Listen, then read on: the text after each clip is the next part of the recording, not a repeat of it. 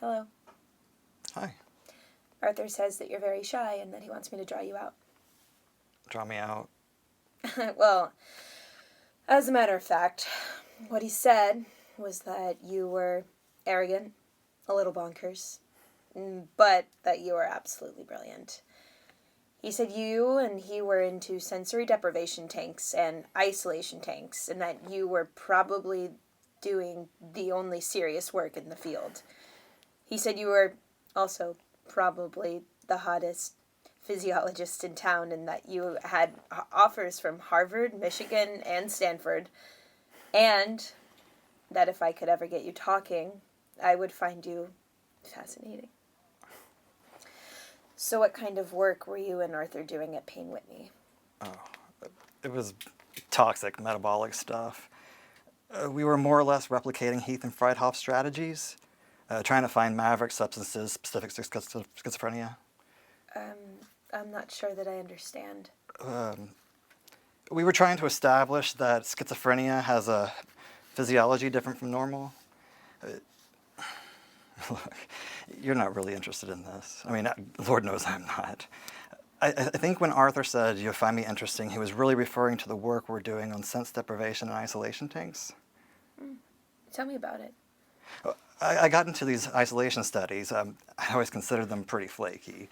I had hoped to work on hemisphere dominance. Then I got a grant from NASA to study what astronauts experience capsuled in small spaces over long periods of time. And how did you and Arthur end up working together? I found him working across the street from where I was studying the effects of LSD on schizophrenia. We realized there was a similarity between his isolation tank experience and the experience of LSD. We knew there was an infinite range of experiences, but no way of knowing whether the information coming from a subject on an inner high was true, valid, or accurately reported. And how did you end up using the tank? Well, we figured we could work out a methodology for studying other consciousnesses under controlled conditions. The isolation tank seemed to be the most effective device. In other words, you had a certain amount of control over the experience. Yes.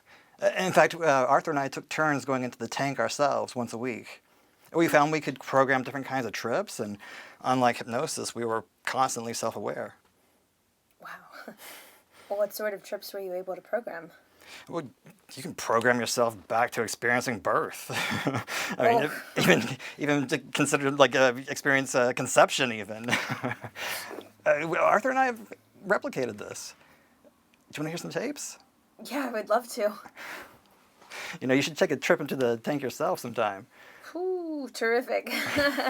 Are there ways of programming yourself back through time or anything like that? Oh, absolutely.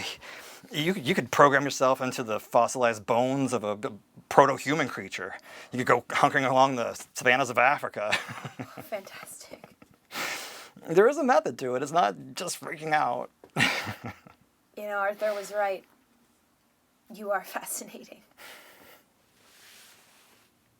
And cut. There we go. Yeah! Nice. Good for you. Yeah, good for you. Lovely. Okay, we'll do... Good job. Thank you. Thank you very much. And of course.